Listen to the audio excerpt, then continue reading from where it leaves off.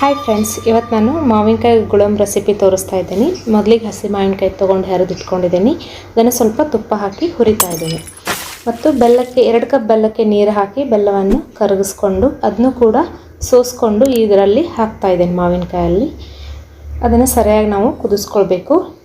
ಅದಕ್ಕೆ ಸ್ವಲ್ಪ ಏಲಕ್ಕಿ ಪೌಡರ್ ಮತ್ತು ಚಿಟಿಕೆ ಉಪ್ಪು, ಸ್ವಲ್ಪ ಫುಡ್ ಕಲರ್ ಹಾಕಿದ್ದೀನಿ ಫ್ರೆಂಡ್ಸ್, ಹಾಗೂ 1 ಸ್ಪೂನ್ ಕಸಕಸೆ ಹಾಕಿ ನಾನು ಇದನ್ನು ಸರಿಯಾಗಿ ಕುದಿಸ್ಕೊಳ್ತಾ ಇದ್ದೀನಿ. ಹಸಿ ಮಾವಿನಕಾಯಲ್ಲಿರುವಂಥ ಹುಳಿ ನೀರನ್ನು ನಾನು ಮೊದಲು ಹಿಂಡ್ಕೊಂಡು ಇಟ್ಕೊಂಡಿದ್ದೀನಿ ಫ್ರೆಂಡ್ಸ್. ಇದು ನಿಮಗೆ ಹುಳಿ ಜಾಸ್ತಿ ಅನಿಸಿದರೆ ಸ್ವಲ್ಪ ಸಕ್ಕರೆಯನ್ನು ಕೂಡ ನೀವು ಆ್ಯಡ್ ಮಾಡ್ಕೋಬೋದು. ಇದರಲ್ಲಿ ಸ್ವಲ್ಪ ಕಸಕಸೆ ಕೂಡ ಹಾಕಿದ್ದೇನೆ. ಈ ಥರ ಕುದಿಬೇಕು ಇದು. ಇವಾಗ ಇದಾಗಿದೆ. ಈಗ ಇದನ್ನು ಒಂದು ಗಾಜಿನ ಬರ್ನೆಯಲ್ಲಿ ಆರಿದ ನಂತರ ಗಾಜಿನ ಬರ್ನೆಯಲ್ಲಿ ಹಾಕ್ತಾ ಇದ್ದೀನಿ ಫ್ರೆಂಡ್ಸ್. ವರ್ಷಾನುಗಟ್ಟಲೆ ಇಟ್ಟರು ಇದೇನು ಬೇಗ ಹಾಳಾಗೋದಿಲ್ಲ. ತುಂಬಾ ರುಚಿಕರವಾಗಿರುತ್ತೆ. ನೀವು ಟ್ರೈ ಮಾಡಿ ನೋಡಿ ಫ್ರೆಂಡ್ಸ್. Thank you friends.